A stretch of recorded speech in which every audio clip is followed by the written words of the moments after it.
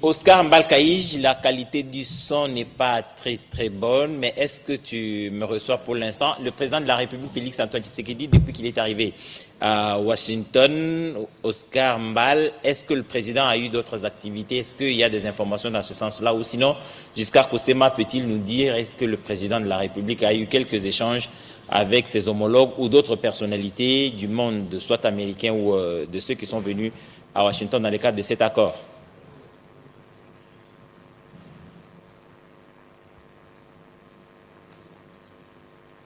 Bon, Oscar Mbalkaï, j'étais en train de dire donc que s'il y a des informations en rapport avec les échanges du président de la République, nous allons certainement les avoir avant que cet accord ne soit signé. Le moment où nous retournerons l'antenne à Washington, nous sommes sur ces plateaux avec nos invités, Moïse Moussangana et Thierry Mosenepo. Nous parlions de cet accord et de son impact sur ce qu'il y a dans le pays, les entreprises du portefeuille, je n'ai pas oublié, parce que...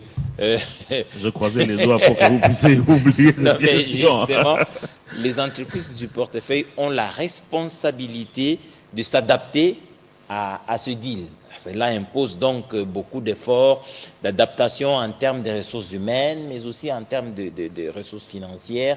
Il faudrait répondre présent quand ces investissements américains viendront. Oui, j'étais en train de dire, mon cher Eddy, qu'en réalité, il y a un souci et un besoin que nos entreprises deviennent réellement compétitives. Parce que depuis la transformation, nous sommes devenus maintenant des entreprises commerciales. Nous exerçons ex aequo avec les autres entreprises dans les mêmes secteurs. Par exemple, Kobil aujourd'hui est obligé de challenger, de trouver des clients au même titre que Total, au même titre que Engen, au même titre que toutes les autres entreprises de commercialisation des produits pétroliers. Donc, il faudrait, d'une part, que nos entreprises se concentrent et se disent que c'est une opportunité d'affaires qui va permettre à ce que nous puissions nous positionner pour gagner des marchés. Mais d'autre part aussi, nous espérons que ce deal va permettre finalement à l'État de cesser de ne se concentrer que sur les questions sécuritaires, disons sécuritaires dans le sens de la guerre, dans le sens d'effets ponctuels de l'insécurité, et finalement de se tourner vers ces entreprises qui sont ses propriétés, dans le sens de les récapitaliser pour que finalement ils aient les moyens. Nos entreprises ont le personnel qu'il faut, avec une expérience extraordinaire. Les infrastructures, n'en parlons même pas. Kobil, par exemple, a 38 stations, ce que la plupart des entreprises de commercialisation de produits pétroliers ici n'ont pas. Nous avons des dépôts dans les plus grandes villes de la République.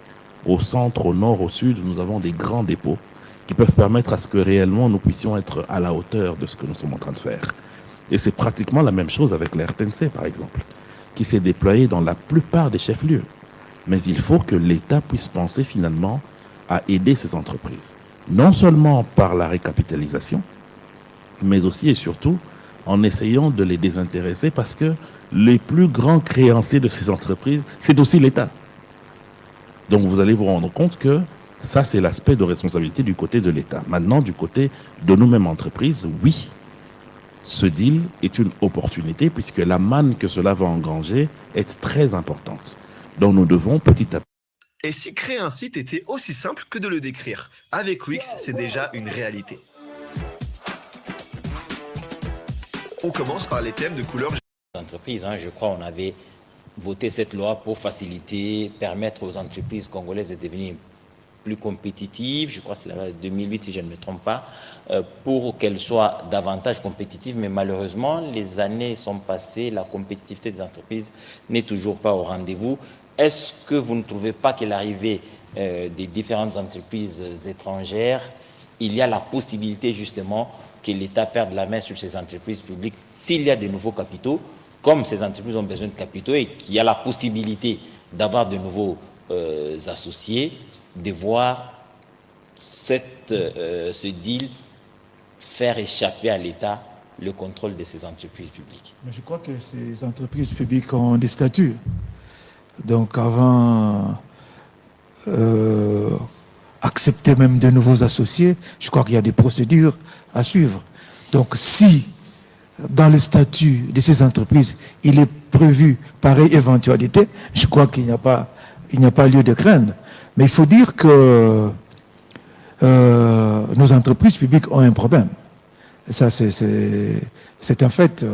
C'est pratiquement des gâteaux que des hommes politiques se sont distribués. Je crois que vous n'avez pas été tendre avec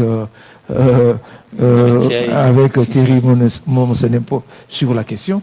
Je crois qu'il faudrait que la compétence, il faudrait que la méritocratie soit au rendez-vous dans ces entreprises.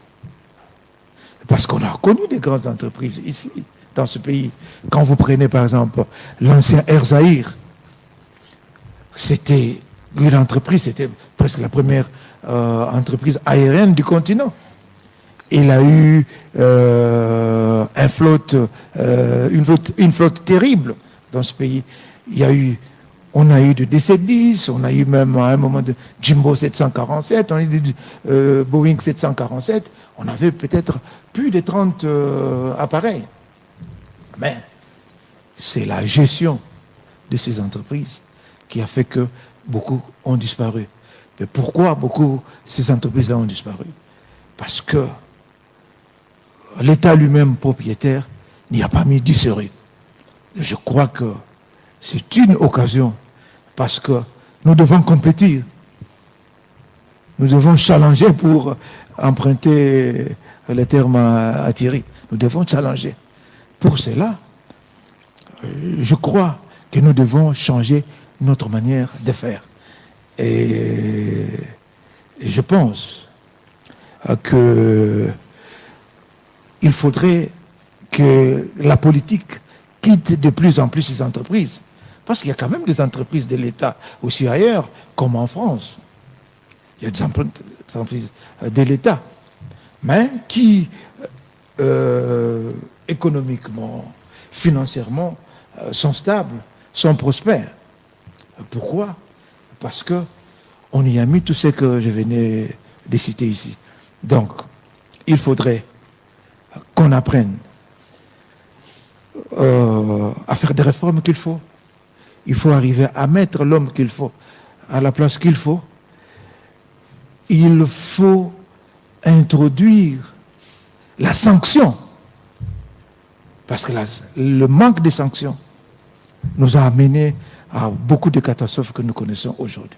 Il faudrait réhabiliter la sanction. Je crois, si on a la compétence, on a la méritocratie, on a la discipline et on a la sanction, je crois que tout ira pour le mieux. Je vais rassurer Moïse sur quelque chose. Je ne suis pas tout à fait d'accord, ce n'est pas pour prêcher pour ma propre chapelle, pour ceux qui disent qu'il faut que les politiques puissent se retirer des entreprises. Oui, mais je suis d'accord avec ce qu'il a dit, je n'ai pas dit sur la question de la méritocratie. Ouais. Là, je suis d'accord avec lui. Par exemple, Total, qui était Elf à l'époque, a connu son ascension grâce au choix du président Mitterrand, qui avait un de ses soutiens qu'il a placé là-bas, en la personne de Loïc Le Floch-Prigent. Donc ça veut dire qu'il y a aussi des politiques compétents. Donc vous êtes allé fouiller partout pour voir qui peuvent trouver des solutions. Mais aussi votre question est pertinente dans la mesure où aujourd'hui il faut rassurer les Congolais. Il y a un artefact de loi qui fait la protection de l'investissement congolais et même des petites et moyennes entreprises de la RDC. La preuve en est avec notamment la respect, qui aujourd'hui veille à ce qu'il y ait une participation congolaise en ce qui concerne les questions liées à la main-d'œuvre, des questions liées, des questions ouvrières, des questions de placement de personnes dans les entreprises. Tout cela fait que les entreprises des Congolais ne pourront pas s'inquiéter de ce qui y aurait comme conséquence économique dans l'arrivée des entreprises qui viendront dans le cadre de ce deal entre la RDC et les États-Unis. Blaise Bokokia. Je voudrais ici, Edith Chala, tranquilliser les téléspectateurs qui ne cessent de me demander à quand l'intervention du professeur Mbata. J'ai dit il va intervenir tout à l'heure, juste peut-être après la signature de cet accord de paix entre la RDC et le Rwanda. Autant je tranquillise les téléspectateurs sur le professeur Mbata, je les tranquillise également parce qu'il y a beaucoup qui se posent la question de savoir si on a vendu les minéraux aux Américains. Il n'en est pas question, car c'est faux et archi-faux. Les accords rappellent que la République démocratique du Congo reste propriétaire de ses ressources et garde le dernier mot sur l'exploitation, la transformation et l'exportation. Les partenaires apportent capital, technologie, marché, mais la souveraineté demeure congolaise. En rapport justement avec la paix contre le minerai, il n'en est pas non plus question. D'abord, la paix est un droit des populations et un devoir de l'État. Ensuite, la logique est inverse. En sécurisant les ressources et en cassant les circuits illicites, on empêche donc que les minéraux financent la guerre. Et puis on partage nos parcs et nos territoires. Ce sont des questions, autant de questions que se posent les téléspectateurs ou les comètes mortels. Les parcs nationaux, sachez-les, notamment le parc de Virunga, restent le patrimoine congolais. La coopération porte sur la préservation, le tourisme, les développements communautaires avec priorité au bénéfice des populations congolaises. On termine ce chapitre concernant le questionnement de la part de la population en rapport avec un protectorat américain déguisé. L'accord parle de partenariat stratégique, pas de tutelle. Il repose sur le respect des lois congolaises, de la souveraineté nationale, de la transparence et de l'intérêt mutuel avec des instances conjointes où la République démocratique du Congo est à toute sa place prépondérante dans cet accord. Voilà, Edith Chala, certaines précisions qui valent la peine d'être données pour essayer de dissiper tout malentendu de la part de ceux qui se donnent le plaisir de raconter n'importe quoi en rapport avec cet accord. Bien entendu, Blaise Bokokia, il faudrait justement rassurer notre population parce que tout ce qui est fait, à Washington notamment, est fait pour le bien de la population congolaise. Le président de la République ne cesse de le répéter. Il engage la République, bien sûr, mais la République n'est pas sa propriété. Il travaille donc pour le bien de tous les Congolais et il est tout à fait normal que ces Congolais s'inquiètent quand ils n'ont pas les informations les bonnes sur le contenu, sur l'essentiel de ce qui va être fait dans le cadre de ce deal. Mais là, il faut interpeller l'élite congolaise. Il y a une dose politicienne qui fait que l'on désoriente le peuple de la RDC. Comment vous pouvez expliquer que des intellectuels de haut niveau qui aspirent à gérer la République prennent les informations qui sont visiblement très claires et les torturent et distillent dans la communauté des mauvaises informations avec l'idée de monter la population contre le pouvoir en place? Oui, je pense, Eddy, qu'au liminaire de cette émission, j'ai eu à vous dire exactement que lorsque vous avez un pays étranger qui arrive à vous agresser, il y a des proxys, il y a des espions, il y a des charançons dans le fruit qui sont utilisés par cette force négative extérieure pour avoir un travail à faire de manière interne. Aujourd'hui, par exemple, on entend des gens qui sont en train de dire que le président de la République aurait dû d'abord emmener cet accord au Parlement avant de pouvoir... Je pense que je parle même sous la lumière du grand professeur Mbata qui est constitutionnaliste. L'article 213 de la Constitution est clair. Ce qui donne même le pouvoir au président de la République d'agir comme il le fait pour ce qui est des traités et des accords internationaux. Et que d'ailleurs, si je dois questionner à ces gens-là, Pourquoi ils n'ont pas emmené leur science lorsqu'il a été signé l'accord entre la RDC et la MONUSCO en 2015? Où est-ce qu'ils étaient lorsqu'il y a eu la signature entre le M23 et la RDC à Nairobi en 2013? Où est-ce qu'ils étaient lorsqu'il y a eu l'accord cadre d'Addis Abeba en 2013? Où est-ce qu'ils étaient lorsqu'il y a eu le contrat chinois qui est parti ensuite au Parlement?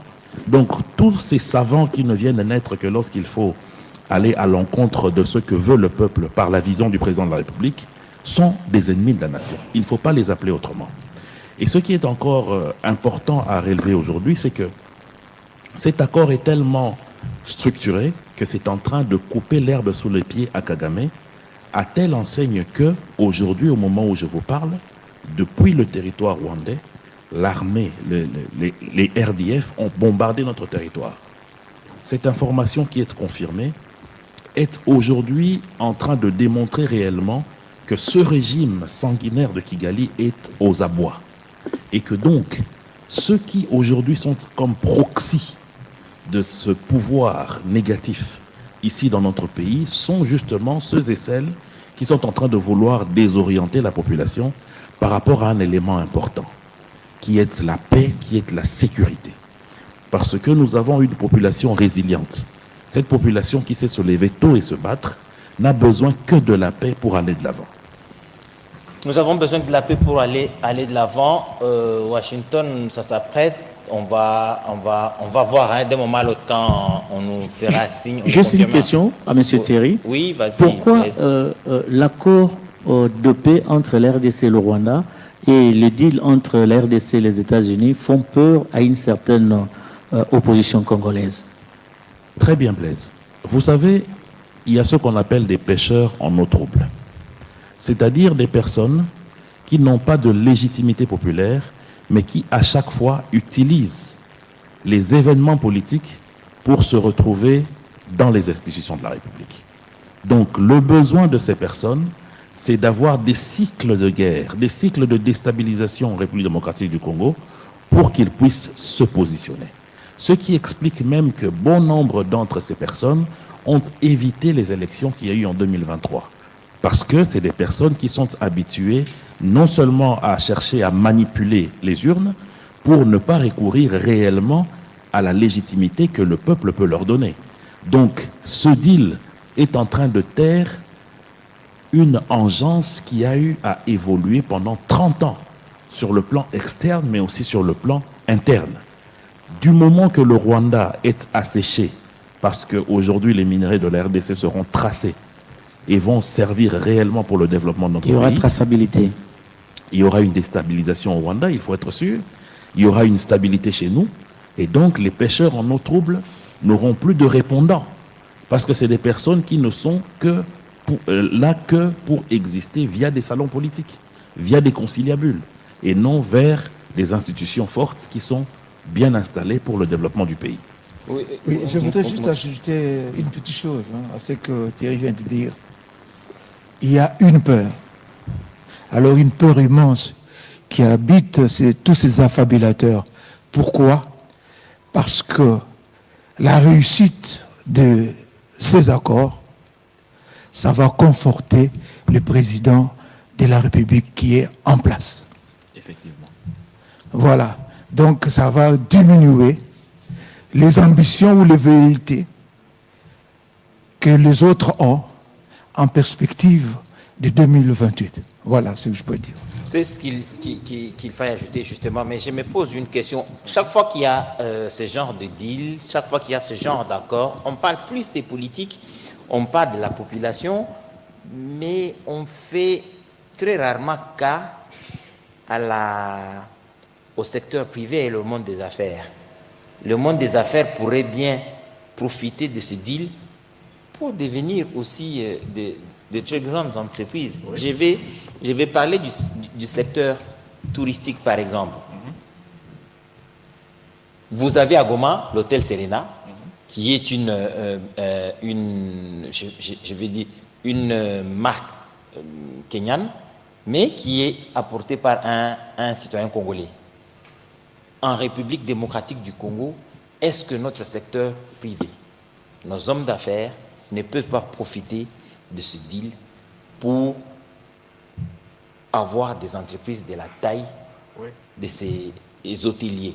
Mais le seul qui a cette préoccupation, Eddy, c'est le chef de l'État. Rappelez-vous, le président de la République est le seul aujourd'hui à se préoccuper des questions liées à la population. Pendant qu'en face, nous avons des gens qui ne pensent qu'à eux et à leur positionnement. Le chef de l'État est le seul à penser aux entreprises congolaises. Regardez toutes les réformes qu'il y a eu en ce qui concerne les petites et moyennes entreprises, en ce qui concerne la petite industrie, et même en ce qui concerne la possibilité de réarmer certaines structures, dont la respect, pour que les Congolais puissent réellement se retrouver en termes d'investissement. Il a été le premier à dire qu'il faille, au bout de 5 ou 10 ans, avoir plusieurs millionnaires congolais.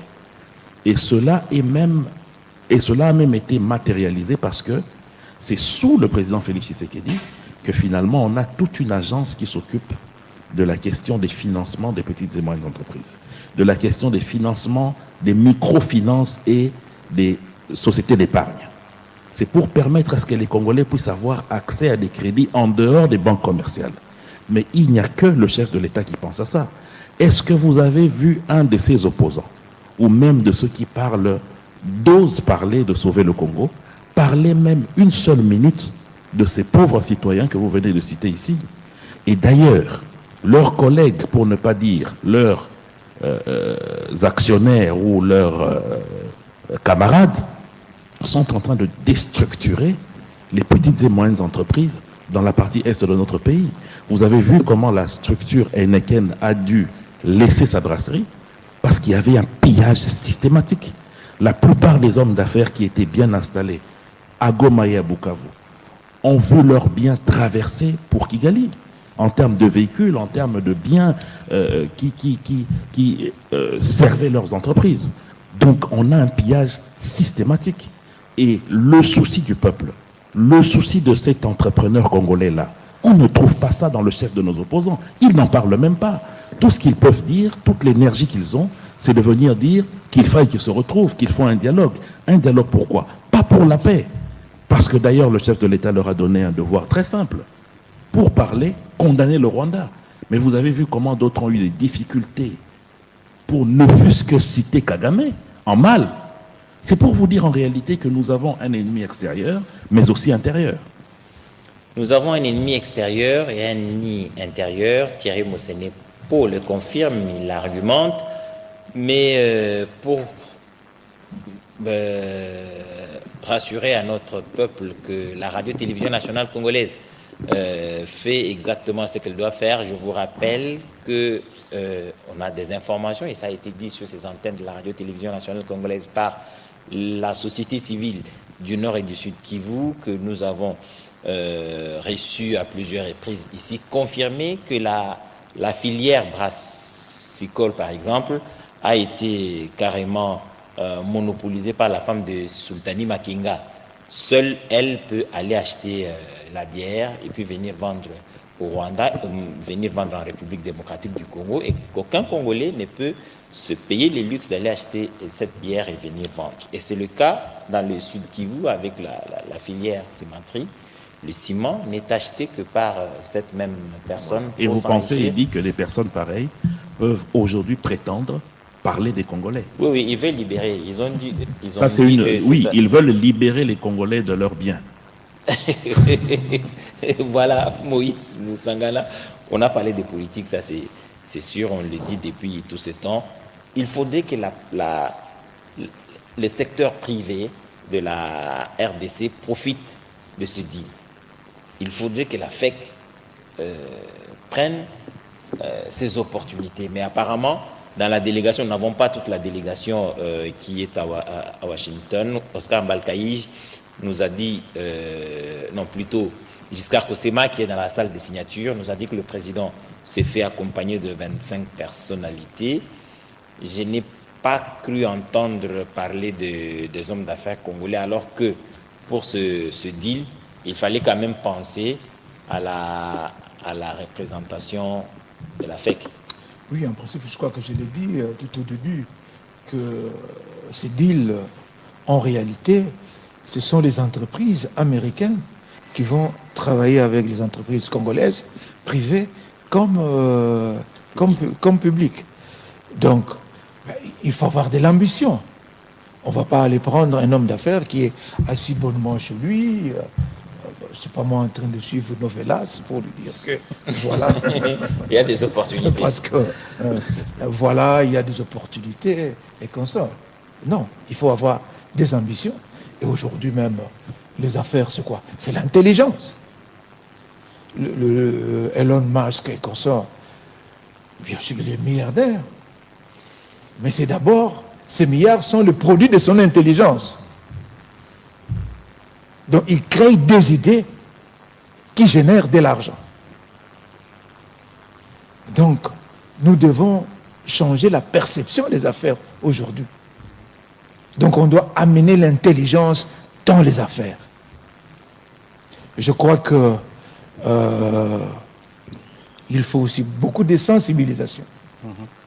Dans ce sens-là, il faut que l'AFEC se mette debout pour essayer de s'orienter vers cette voie. Donc, je crois que c'est dans ce sens-là que les hommes d'affaires aussi seront mobilisés et les hommes d'affaires demanderont aux gouvernants, faites-nous de la bonne politique, nous allons vous faire des bonnes affaires. Mais il dit dans le même sens, il y a eu une conférence économique entre la RDC et les États-Unis il y a un mois. C'était dans le sens de ce deal. Il y a eu une centaine de structures congolaises qui se sont fait représenter aux États-Unis, ensemble avec les structures américaines, pour justement préparer ce qui est en train de se faire. Donc ça ne signifie pas, c'est pour vous confirmer le fait que la vision du président de la République, elle est globalisante. La vision est globalisante, mais il faudrait quand même que nous rappelions à nos téléspectateurs que ce n'est pas de bon cœur que le Rwanda est allé à Washington. Ça, on ne cessera jamais de le dire. Le désordre qui est entretenu dans l'Est de la République démocratique du Congo a beaucoup profité, continuera à profiter au Rwanda si nous n'y prenons garde. À titre illustratif, les hommes d'affaires de la partie Est de la République démocratique du Congo, notamment ceux du Sud et du Nord Kivu, connaissent cette pratique au Rwanda où il y a plusieurs dépôts où ces hommes d'affaires viennent avec les importations venues d'ailleurs, ils entreposent là-bas et font passer ces marchandises en petite quantité en République démocratique du Congo pour ne pas payer la douane, et on paye les entrepôts au Rwanda, des entrepôts construits pour les entrepreneurs de la République démocratique du Congo, et je pense que tous ces avantages vont être remis en question avec ce deal et de l'ordre qui va naître avec la paix qui va s'installer, l'autorité de l'État évoquée tout à l'heure par Moïse Moussangana, qui va permettre ainsi à l'État d'avoir le contrôle, un total contrôle en réalité, de son territoire, de tout ce qui va avec. Blaise Bokokia. Je voudrais ici rebondir sur cette observation faite par vous, Edith Chala, sur la présence des opérateurs économiques privés au niveau de Washington, mais précisons tout de même que la cérémonie que nous allons diffuser tout à l'heure sur la RTNC concerne, à l'Institut américain pour la paix de Washington, concerne d'abord la signature, l'accord de paix entre la RDC et le Rwanda sous l'égide des États-Unis. C'est la raison pour laquelle même les décors qui est planté, et j'espère que les téléspectateurs sont en train de suivre ces belles images qui nous viennent de Washington. Il y a trois chaises. Il y a la chaise qui sera occupée par le président américain, certainement qui sera au milieu. Il y a une chaise pour le président congolais, certainement qui sera à droite du président américain, et la chaise du président rwandais Paul Kagame. Donc, au niveau du deal États-Unis et la République démocratique du Congo, je pense qu'il doit y avoir ne serait-ce que quelques membres de la FEC qui ont fait le déplacement de Washington pour vivre cet événement, mais qu'à cela ne tienne, ainsi n'ont pas fait le déplacement. Au retour des gouvernants congolais au niveau de Kinshasa et avec l'arrivée des opérateurs économiques ou des investisseurs américains, certainement qui vont entrer en contact avec la partie congolaise, parce que de toutes les façons, ils sont appelés à travailler en synergie et en étroite collaboration. Ça, c'est une évidence. L'évidence aussi, Blaise, c'est que le président de la République a dit que ce document, c'est-à-dire puisque c'est une tripartite, hein, Nous avons d'abord l'accord RDC-Rwanda, nous avons l'intégration économique et nous avons le deal entre la RDC et les États-Unis. Le président dit que c'est un début de chemin. Ce qui veut dire que l'accord est d'abord ce début-là, ensuite les autres étapes vont suivre, notamment les contacts bilatéraux entre les mondes des affaires des deux pays. Là, je vois les chefs d'État qui sont entrés. Voilà, donc nous estimons que, en tout cas, avec vous, chers téléspectateurs, nous suivons avec vous en direct depuis les États-Unis d'Amérique, à Washington, d'ici précisément, où cet accord signé le 27 juin dernier va être entériné par les deux chefs d'État. Et je crois que c'est le président Donald Trump sur vos écrans. Et je pense que nous allons repartir à Washington si nous n'avons pas d'objection de notre réalisateur. Nous allons aller à Washington pour suivre ces prises de parole. On nous a rappelé par Giscard Kosema que le président Donald Trump parlera. Il sera suivi de Paul Kagame et le président de la République, Félix Antoine Tshisekedi Tshilombo, sera le dernier à s'exprimer. You will probably do better up here, but I'd love to have you say how you felt, because it is an amazing day. Great day for Africa, great day for the world, and for these two countries, and they have so much to be proud of. And I want to thank the leaders. I want to thank you very much. It means maybe more because we are here together for the first time ever in this building. Brand new, beautiful building. I don't want to tell you how much it costs because I hear it's a lot. Okay? They don't build inexpensively here. I want to thank you very much. I just want to thank you very much. Maybe so more because we are here together for the first time ever in this building. Brand new, beautiful building. I don't want to tell you how much it costs because I hear it's a lot. Incredible setting. They don't build inexpensively here.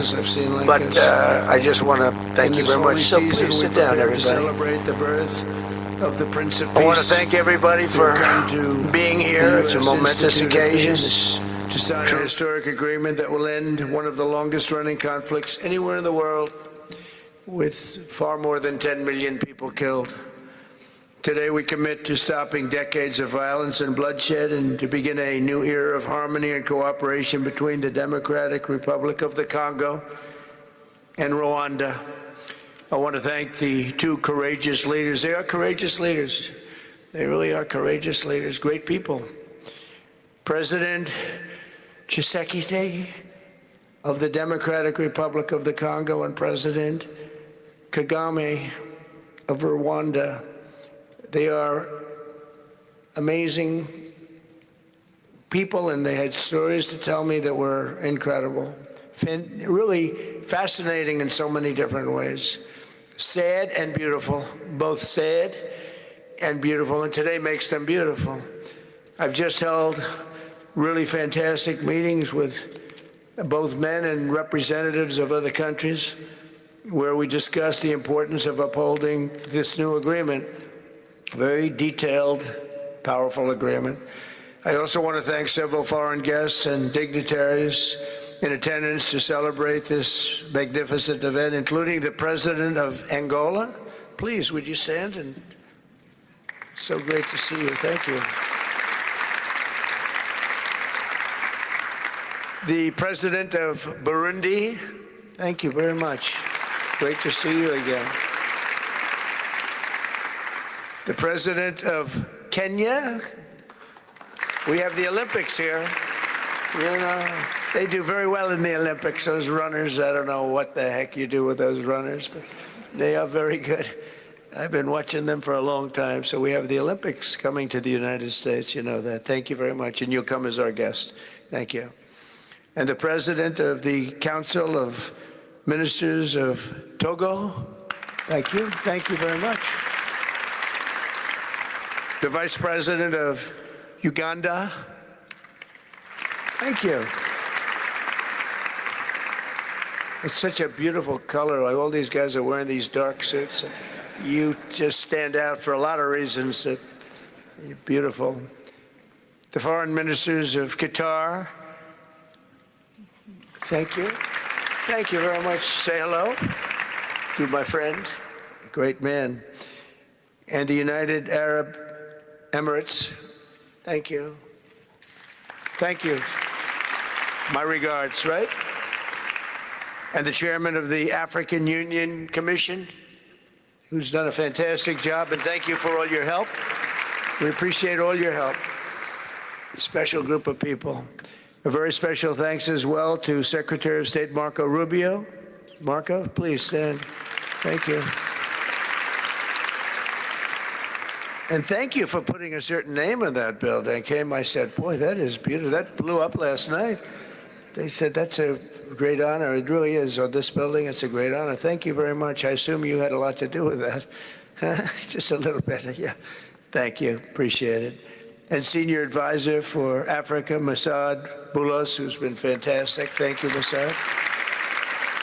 All of these people, every one of them were indispensable in forging this agreement. Let me also recognize Senators Mike Rounds and Lindsey Graham. Lindsey, thank you. Mike, wherever you may be. Thank you. Thank you, Mike. Representatives Ronnie Jackson. Where's Ronnie? Ronnie is that great guy. He won his race in Texas by 48 points, right, Ronnie? So I don't have to ask if he's in any, I don't even have to endorse him anymore. It doesn't matter. Save the paper, right? Great job. Chris Smith. Chris? Thank you, Chris. Great. Good job. Trent Kelly.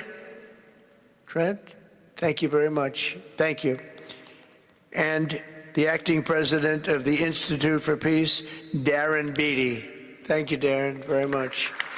Thank you very much, Darren.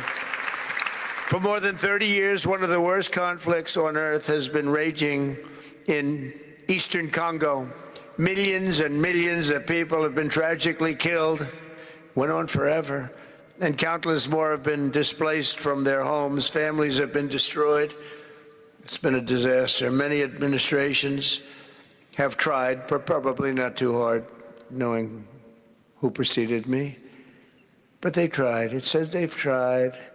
But we tried harder to end this conflict, but they've accomplished, obviously they accomplished very little because the killing went on at levels that just got worse and worse. And today we're succeeding where so many others have failed, and this has become the 8th war that we've ended in less than 1 year. Such an exciting thing to do. This has been a really, because we're talking about 30 years of fighting, 30 years, much more than 10 million lives. Last June, thanks to the efforts of Secretary Rubio and Mr. Boulos, Rwanda and the DRC reached a landmark agreement to move toward peace. They started the process. I met with some of their great representatives who are here also, and we started a great process. The compact we're signing today, which will be known as the Whashington Accords, everybody sort of liked that name, formalizes the terms agreed to in June, including a permanent ceasefire, the disarmament of non-state forces, provisions for refugees to return to their homes, and justice and accountability for those who have committed illegal atrocities. Very importantly, this agreement also creates a new framework for economic prosperity. There's tremendous wealth in that beautiful earth. It's beautiful earth. But it was stained badly with blood, tremendous amounts of blood. But in the region that will support a lasting peace, and the Democratic Republic of the Congo and Rwanda have agreed to more closely integrate their economies with each other rather than fighting, and they'll be doing that. And these two gentlemen are very smart, and I think they liked each other a lot. I spent time with them. I think they like some people may be surprised. I really do. I think they've spent a lot of time killing each other, and now they're going to spend a lot of time hugging, holding hands, and taking advantage of the United States of America economically like every other country does. So they're going to do very well, but they do have some very valuable things. They're going to have a lot of money and a lot of success, and I think they're going to get along really well, so I hope so. Thank you very much. Look at them. Look at the way they love each other. Thank you. So I have a lot of confidence in both leaders. We'll keep these commitments. I know they're going to keep them and follow through on the agreement and create a much brighter future for the people of their countries and their heroes within their countries because of today. This is a big story. And so much is being written and said. All of the newscasts have it at the top of the list. And they are heroes, and we want to keep it that way. Today, the United States is also signing our own bilateral agreements with the Congo and Rwanda that will unlock new opportunities for the United States to access critical minerals and provide economic benefits for everybody. And we'll be involved with sending some of our biggest and greatest companies over to the two countries. And we're going to take out some of the rare earth and take out some of the assets and pay, and everybody's going to make a lot of money. These are just two of the many new agreements related to mineral supplies that my administration has achieved this year, including with Australia, Japan, Kazakhstan, Malaysia, South Korea, and many other countries. With all of these agreements, we're forging new economic security partnerships that protect the interests of America and our friends and partners, and a core feature of my administration's national security strategy, a big part of which is the tariffs. We're taking in trillions of dollars in tariffs. Nobody's ever seen anything like it, and it's given us really great national security. We'll be paying down debt. We'll be making distributions to people. And we're really doing a job. It's amazing. I was with a gentleman, the future king of Saudi Arabia, and you've heard me say this a couple of times, but 2 months ago when I was over there, he said, and actually Qatar is represented today, and UAE is represented, and your leader said the exact same thing, different words, but the exact same thing, that 1 year ago, they thought our country was dead. And now our country is the hottest country anywhere in the world. We're the hottest country anywhere in the world. Nobody's ever seen anything like it. We have over $18 trillion. That's just in 10 months. Pledged or being invested or pledged to be invested in the United States. Think of that, 18 trillion. The highest amount we've ever had is 1.5. Under the Biden administration, they did much less than 1 in 4 years. Think of that. So they did less than 1 trillion in 4 years. We have 18 trillion in 10 months. It's going to be much more than that, too. No other country in history has ever been close, no matter what country you pick. So I want to thank you again, everybody, for your great vision. And I want to thank the people, especially the people that we named. Some of the others that unfortunately we didn't name, we just couldn't do that. But for your vision and for your courage, because it's made it possible to begin healing old wounds and transcending past differences and creating a future where every child of God can live in dignity, prosperity, and peace. And these are two very good men, and they're two potentially very strong countries. I'd like to now invite President Kagame to come up and say a few words. It's Rwanda. And then, if I may, President of DRC, who really is doing a great job. These are two men that are doing a great job. And again, they are so respected because of what they're doing today and the mission that they've really, I think, accomplished. And we'll see how it all works out, but I think it's going to work out really great. They want to get on to other ways of living for their people and their great leaders. Thank you very much. Please, Mr. President, thank you. Thank you very much.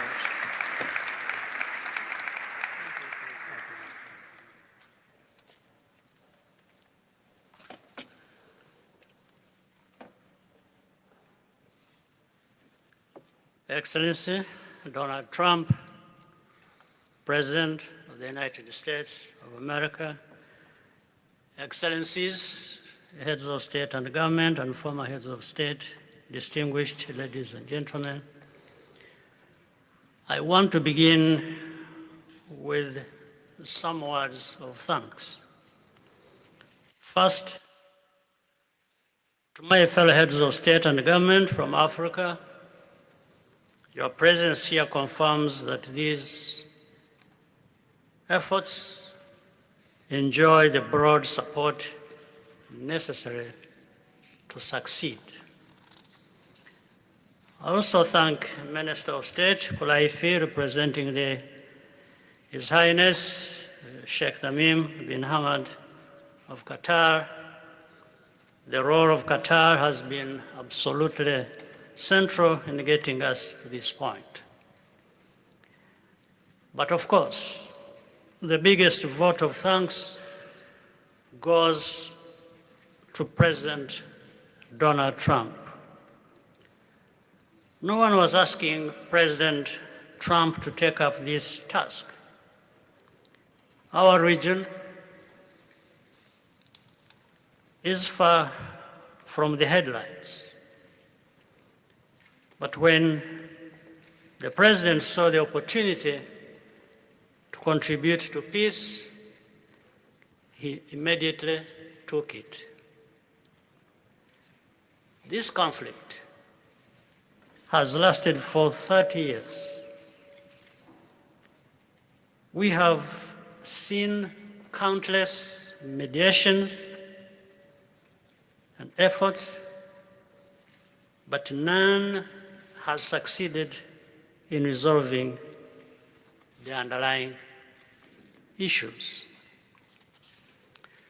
President Trump introduced a new and effective dynamism that created the space for breakthroughs.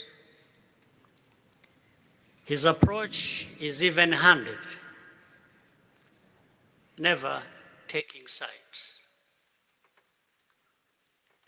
He orients us toward the future, not the past, emphasizing that the dividend of peace is prosperity and investment, including from the United States. More importantly, President Trump's approach is pragmatic. The process has not become an end in itself. All of these elements filter down to his dedicated team, and here I want to single out Secretary Rubio and Masad Boulos for special appreciation. We would not be here today without their efforts.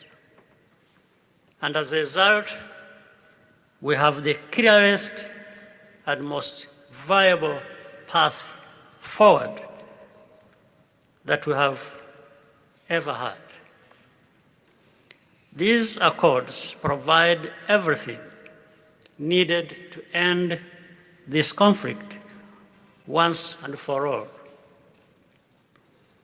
If this agreement falters and things do not work out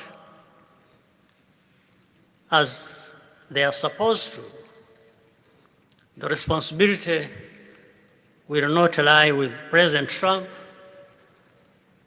but with ourselves. It's up to us in Africa, working with our partners to consolidate and expand this peace. There will be ups and downs on the road ahead. There is no doubt about it. Rwanda, I know, will not be found wanting. I can assure you of that. Our only objective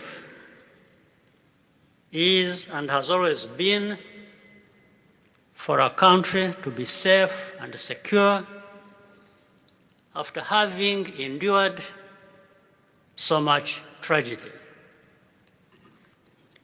We now only want to look forward in a confident expectation of a prosperous and stable future. Mr. President, Excellencies, I thank you for your kind attention.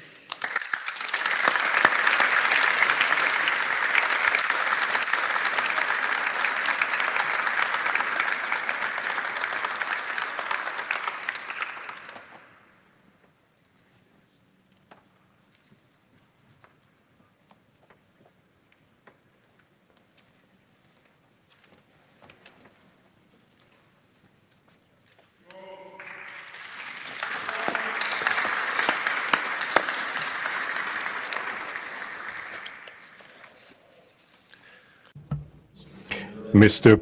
the President of the United States, Donald Trump, ladies and gentlemen, dear members of the delegations, distinguished guests, as we have just placed our signatures at the bottom of the joint declaration enshrining the Washington agreements for peace and prosperity, I do feel, on behalf of the people of Congo, a deep gratitude and clear hope. First of all, I would like to express quite solemnly our deep thanks to the President of the United States of America, Mr. Donald Trump. I would like to thank his administration and also wish to thank the American people for the critical role that they played for the rapprochement, the closening between the Democratic Republic of Congo and the Republic of Rwanda. To these thanks, I also bring in all of our regional partners and our international partners who, thanks to their commitment and engagement, have consistently made this critical moment possible in the road to peace. First and foremost, we have Sheikh Yanim bin Ahmad Adani. We have President João Manuel Lourenço Gonçalves, who is the President of Angola and the acting President of the African Union. And we also have the former President of the Republic of Kenya, my brother, Uhuru Kenyatta, who I can see here in the room. These two great Africans who are at the beginning, who started the Rwanda and the Nairobi processes. And beyond them, I wish to thank also all of the African leaders who contributed to help us in this struggle. And I do hope that we have, yes, reached the end. The Washington agreements are not yet another document. These represent a turning point. They bring together under a coherent architecture a declaration of principles of a peace agreement and also the regional economic integration framework to provide to the peoples of the region a new perspective, a new outlook, namely to finally overcome the cycle of violence, of forced displacements, of mistrust, defiance, in order to begin a new era of friendship, cooperation, and prosperity all shared together. For those involved, the Democratic Republic of Congo takes this solemn commitment to implement with complete sincerity all of our obligations that stem from this agreement. We will do this with seriousness, with rigorousness, and also with the constant care for peace and the security of our populations, for the unity and the integrity of our territory. We do hope that thanks with the same seriousness that the Republic of Rwanda will also respect fully the letter and the spirit of the commitments made here in Washington. We are reaching out for a peaceful cooperation based on mutual respect, non-interference, and the joint struggle against the armed groups, the end of all support to negative forces, and the beginning of fair prosperity on behalf of our two populations. I do believe this day is the beginning of a new path. A demanding path, yes, indeed, quite difficult, but this is a path where peace will not just be a wish, an aspiration, but a turning point. The Democratic Republic of Congo will fully play its part with dignity, with consciousness and consistency, and with the support of our partners. We will remain watchful, vigilant, but not pessimistic. We'll be clear-eyed, but resolutely optimistic. These Washington agreements for peace and prosperity must be for our peoples a symbol of an irreversible commitment to turn the page of confrontations and to open a new era of cooperation and sustainable peace throughout the region. Thank you.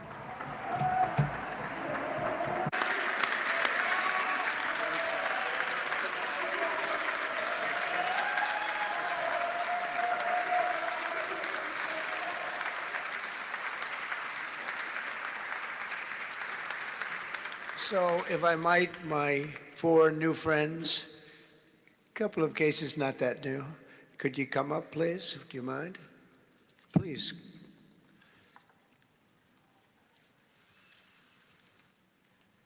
They represent so many and so well, so I just want to thank you very much.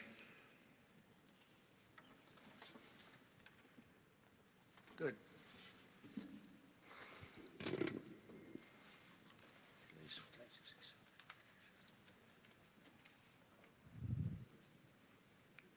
Sr. Presidente Donald Trump, Presidente dos Estados Unidos da América, caros convidados, altas entidades aqui presentes, senhores jornalistas, eu gostaria de realçar a importância desta cerimônia aqui em Washington, D.C.,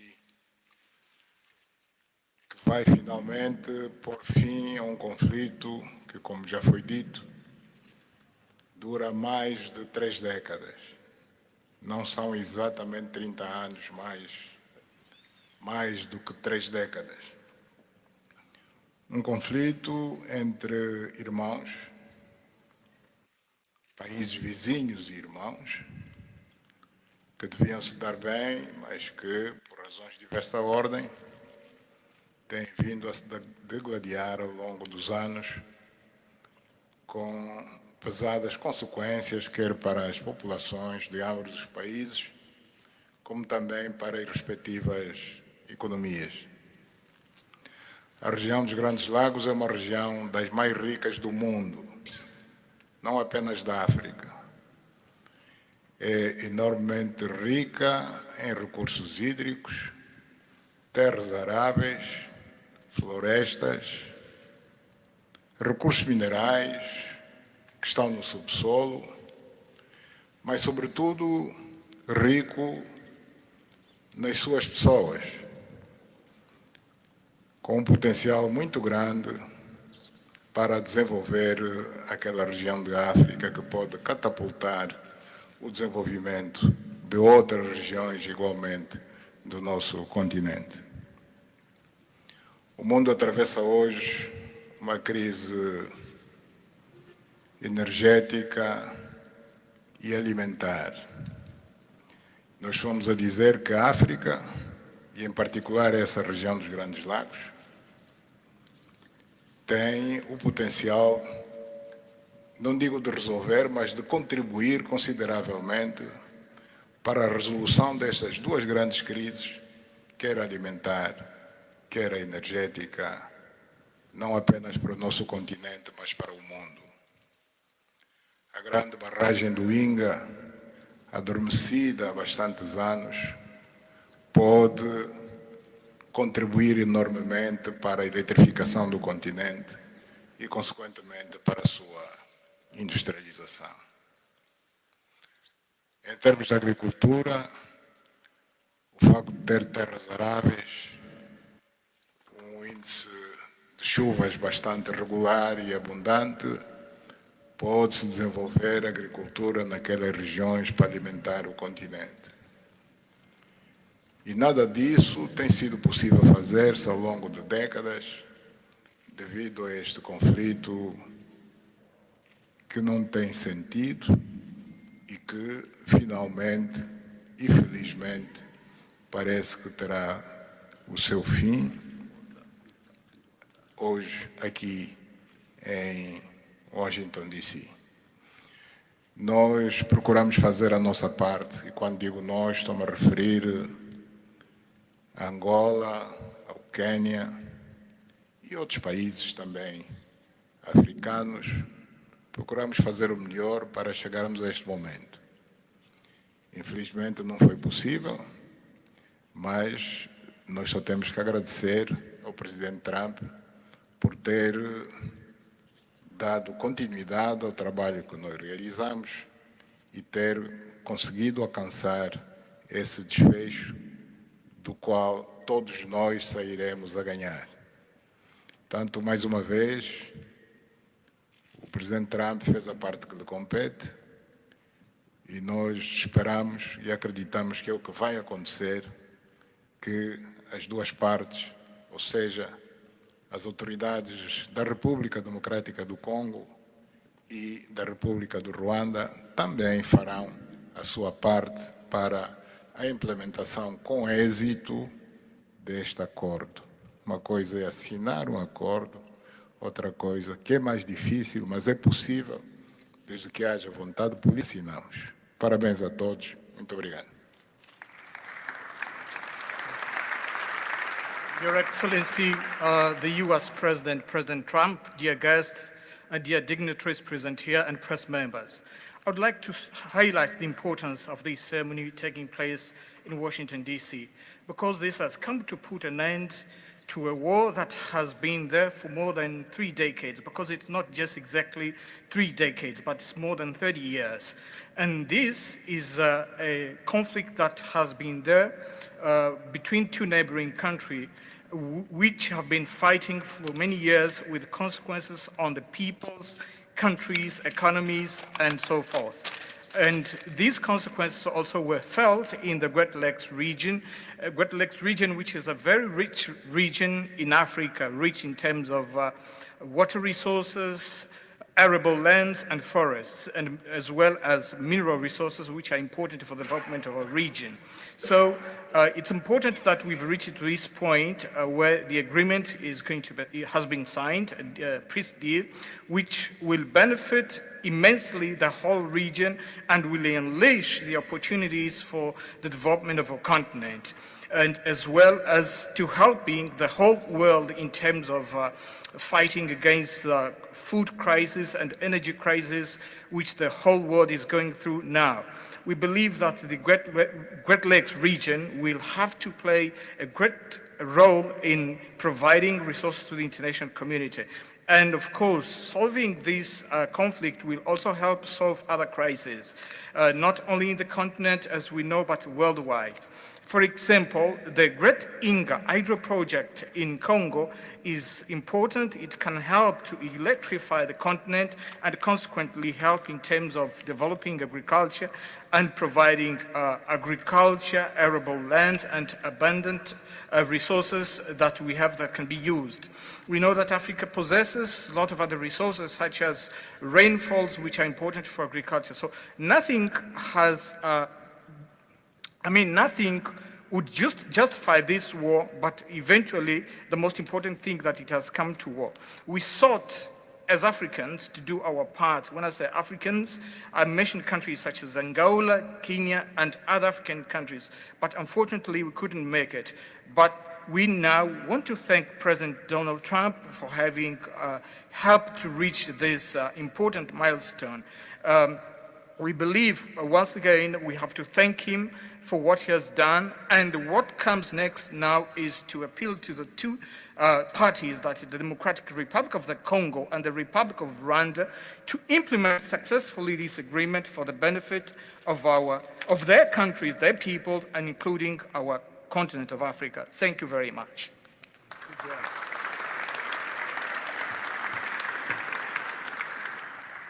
Your Excellency, President Trump, fellow heads of state, today's signing of the Washington Peace Accord for Eastern DRC is not merely a monumental diplomatic milestone. It is a decisive act to end a devastating conflict that has scarred the region for decades. Mr. President, what you have achieved is not only transformative, it is consequential and historic. This conflict has destroyed livelihoods, destabilized our region, and threatened the future of the entire Great Lakes African continent. Today's achievement culminates a relentless regional effort anchored by the foundational work of the East African community and SADC, and today, this Washington process. The coordinated Nairobi, Rwanda, and Washington processes created the essential pathway that brings us to this pivotal moment. We would like to extend our gratitude to President Tshisekedi and President Kagame for their leadership during this process. Reaching this point was made possible by the unparalleled consequential convening power of the United States and President Trump's resolute and focused to global peace. Your clarity, Mr. President, of purpose and ability to rally stakeholders together has brought us to this point. We therefore extend our profound gratitude to President Trump, whose bold leadership has been instrumental in delivering this breakthrough. Our presence here, Mr. President, as regional leaders, is a testament of our collective resolve. We will spare no effort to ensure this agreement is fully realized, mobilizing every resource and partner to secure peace and unlock the region's immense economic promise. The protracted conflict on our continent continues to hold back Africa. Our current 3% share of global trade is stark evidence of how far this war has held us back. A peaceful Eastern DRC can unlock one of Africa's greatest economic opportunities. Our vast resources, the young talent that we have, connected through our regional infrastructure and the Africa Continental Free Trade Area, can ignite an unprecedented transformation. A peaceful and integrated Great Lakes region will accelerate innovation, predictable government reduces risk, harmonized regulation lowers costs, and open borders increase trade, attracting value-added industries to our continent. For too long, Africa has exported raw materials only to import refined products at great cost. Our regional economic integration framework, Mr. President, that you have spoken to here, will build value chains in minerals, manufacturing, and agri-processing, creating jobs and creating wealth. The Great Lakes region stands at the threshold of a new era. Peace will open doors, integration will guide us, and private sector dynamism will propel us forward. In conclusion, as we celebrate progress in the DRC, we must not look away from other crises. I want to ask you respectfully, Mr. President, that in your quest for global peace, to support efforts to resolve the humanitarian catastrophe in Sudan. I thank you.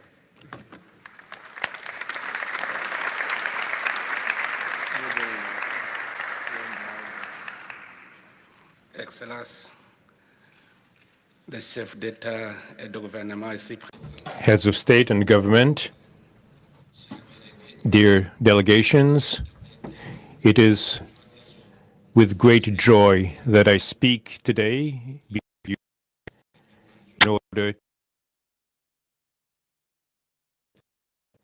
There is a time for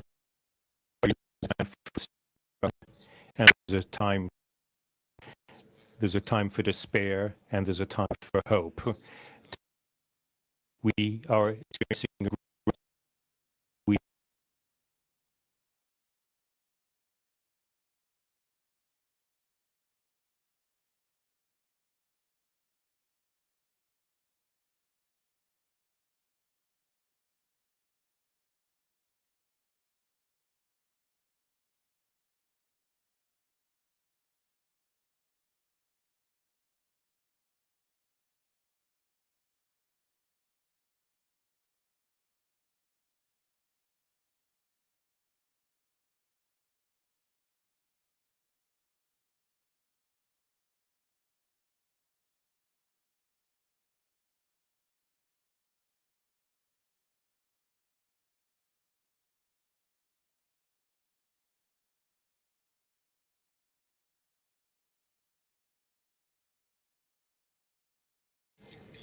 actually implement this accord.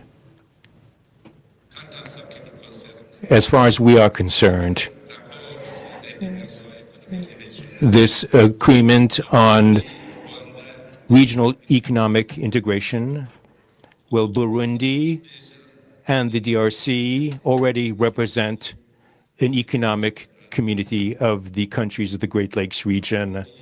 Burundi has a major role to play in order to indeed implement these existing cooperation agreements between the three states. We hope that together we'll be able to achieve a long-lasting peace and stability throughout the region. Thank you very much.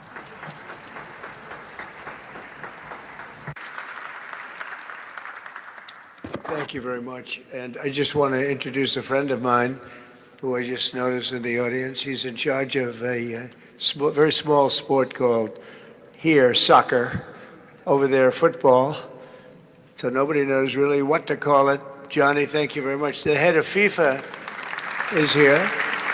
And I can report to you that we have sold more tickets than any country anywhere in the world at this stage of the game, and I think we probably broke all records before you even get close. And you have a big event on Friday at the Trump Kennedy Center. Oh, excuse me, at the Kennedy Center.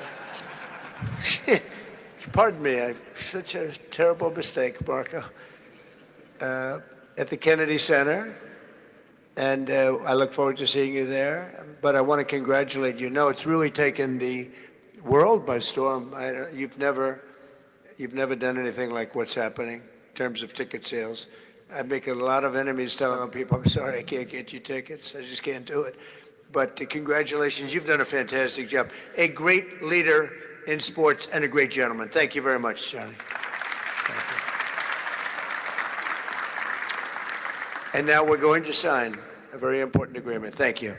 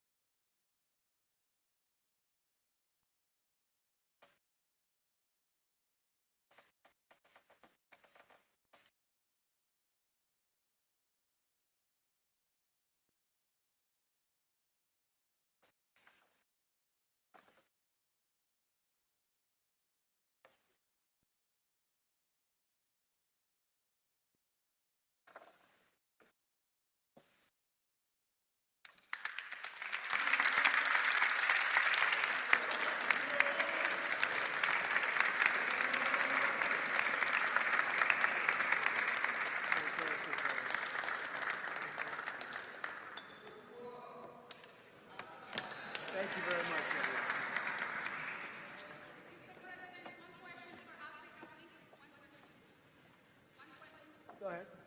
I know you and you're very friendly, so I'll take it. Otherwise, I wouldn't take it. Go ahead. Mr. President, we are witnessing a historic moment for Africa. My question to you is, when we will see the return from Rwandese troops from DRC, and when we will see the real peace? Because even now, we are witnessing this historical peace deal, but people are being still killed in DRC. Yeah. Because the troops continue there. Because this peace to be real, the troop needs to withdraw from DRC. When will you see the withdrawal? I think you're going to see very quickly, I think you're going to see things happen. This is something that was not doable, according to a lot of people, and not only is it doable, I think it's going to be a great miracle. These two gentlemen are leaders, they're great leaders, and they're going to prove that in the coming months and years. And I think you're going to see very immediate results. I have confidence that that's what's going to happen. Thank you very much, everybody. Thank you. Thank you.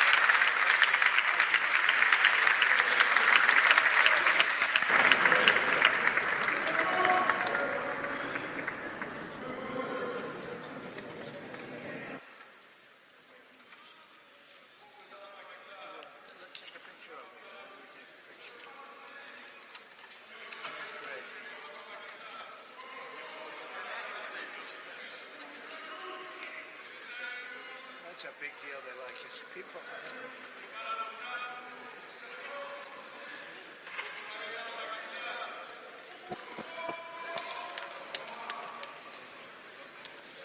Thank you, everybody. Thank you. Thank you.